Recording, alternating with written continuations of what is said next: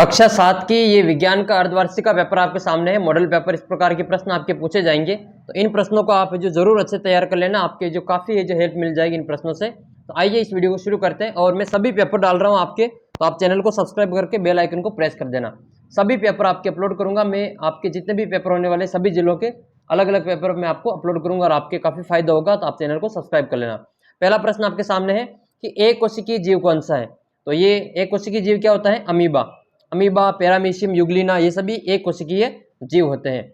दूसरा है जल में ऊष्मा का स्थानांतरण किस प्रकार होता है। तो देखो, ठोस में तो होता है चालन के द्वारा, ठोस में तो होता है चालन के द्वारा, निर्वात में होता है विकिरण के द्वारा, और द्रव और गैस में होता है संवहन के द्वारा। तो ये द्रव है जल, तो इसमें आपके संवहन के द्वारा हो जाएगा। इसका आंसर होगा आपके संवहन। जल धारण की सबसे अधिक क्षमता कौन सी मिट्टी में होती है?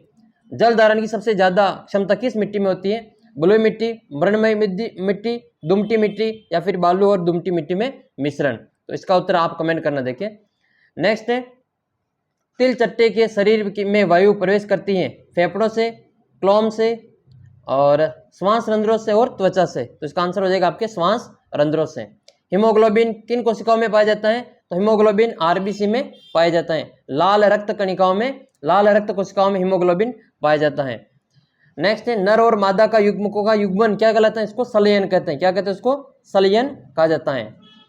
नेक्स्ट है पवन पृथ्वी के रिक्त स्थान तापन के कारण उत्पन्न होती है। और मानव शरीर की सबसे बड़ी ग्रंथि, ये आपके मोस्ट इंपोर्टेंट क्वेश्चन है, इसका नाम है यकृत। मानव शरीर की सबसे बड़ी ग्रंथि कौन सी है? यकृत है। नेक्स्ट निम्न कथनों में सत्य असत्य का आपको चयन करना है। जीभ द्वारा ही हमें स्वाद का पता चलता है। तो हाँ, जीभ से ही हमें स्वाद का पता चलता है। लोहा और जंग एक ही पदार्थ है। तो लोहा और जंग एक ही पदार्थ नहीं है, लोहा और जंग एक ही पदार्थ नहीं है। जल और कुछ लवण वृद्धांत में अवशोषित होते हैं। तो ये बिल्कुल सही है। और राइजोबियम फलीदार पादपों की जड़ों में सहजीवी के रूप में रहते हैं। तो ये भी इसमें सही हो जाएगा। फिर आपको कॉलम 1 को कॉलम 2 से मिलान करना है। इसमें देखो, शहतूत की पत्तियां, तो शहतूत की जो पत्तियां होती है वो रेशम कीट का भोजन होता है। और याक जो होता है वो ऊन देने वाला जंतु होता है। कोकून जो होता है वो रेशम फाइबर को उत्पन्न करता है। और अभिमार्जन जो होता है वो काटी गई ऊन की सफाई को कहते हैं। इस प्रकार से आपको मिलान कर लेना है।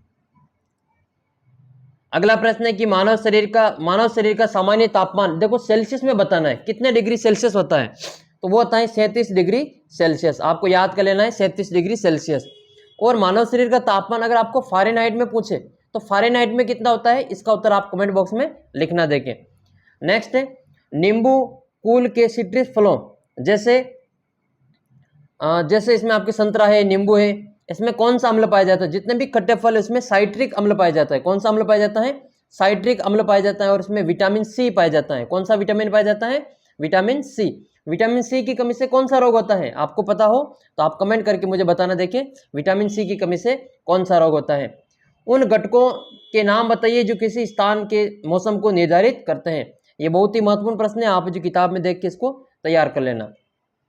रक्त के घटकों का नाम आपको लिखना है। ठोस और द्रव में प्लाज्मा है। फिर ठोस कण आपके 3 प्रकार के होते हैं, आरबीसी, डब्ल्यूबीसी और प्लेटलेट्स। इस प्रकार से इसको आपको वर्णन करना है। रंध्र क्या है? और रंध्रों के 2 कार्य लिखना है। तो ये आप ये क्वेश्चन भी है जो बहुत ही महत्वपूर्ण प्रश्न है, इसको आप इंपॉर्टेंट लगा के तैयार करना है।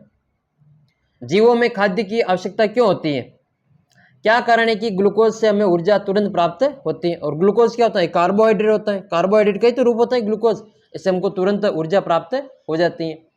सर्दियों में एक मोटा वस्त्र पहनने की तुलना में उसी मोटाई की कई परतों का बना वस्त्र अधिक उष्णता प्रदान करता है। क्यों? क्योंकि जो अधिक परतें होती है तो उनके बीच में जो वायु होती है वो वायुरोधी का, उष्मारोधी का काम करती हैं, तो हमें जो सर्दी कम लगती है।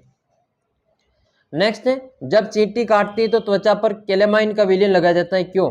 तो वह उसके जो क्षारीयता का प्रभाव होता है, कैलेमाइन एक क्षारीय पदार्थ होता है, और ये जो चींटी काटती है तो उसमें आपके फार्मिक एसिड उत्पन्न करती हैं, जिसके कारण हमें दर्द होता है। कोई भी चींटी में काटती हैं तो वो अपने अंदर ये जो फार्मिक एसिड छोड़ देती हैं, फार्मिक अम्ल छोड़ देती है, तो उसके प्रभाव को कम करने के लिए हम एक क्षारीय पदार्थ का उपयोग करते हैं, कैलेमाइन। तो कैलेमाइन का विलेन का उपयोग किया जाता है। समझाइए कि लोहे के गेट को पेंट करने से उसका जंग लगने से बचाव किस कारण होता है। देखो जंग क्यों लगता है, लोहा जब जो नमी के संपर्क में आता है, वायु और पानी के संपर्क में आता है तो लोहा की जो जंग लग जाती है, जिसको हम रेड फेरस ऑक्साइड कहते हैं Fe2O3।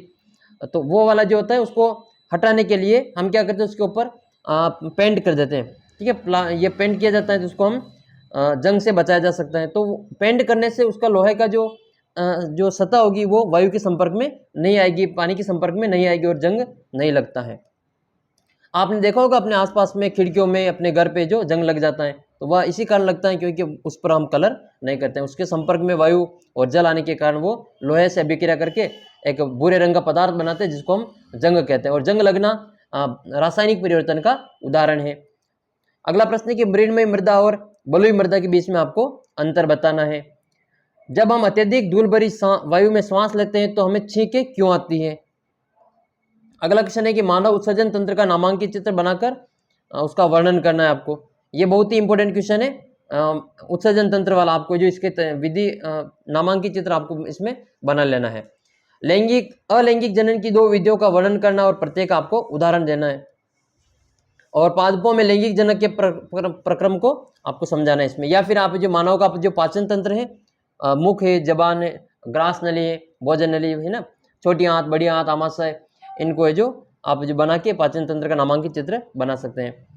उदासीनीकरण के प्रक्रम को एक उदाहरण द्वारा समझाइए। जब अम्ल और क्षार मिलते हैं, जब अम्ल और क्षार मिलते हैं तो लवण और जल का निर्माण होता है।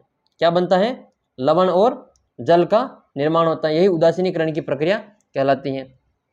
जब हमारे पेट में एसिडिटी होती है तो हम इनो काम में लेते हैं, वह इनो उदासीनीकरण का ही उदाहरण है। और एक है उष्णकटिबंधीय जो वनों में रहने वाले हाथी किस प्रकार से अनुकूलित होता है, इसका आपको वर्णन करना है। तो ये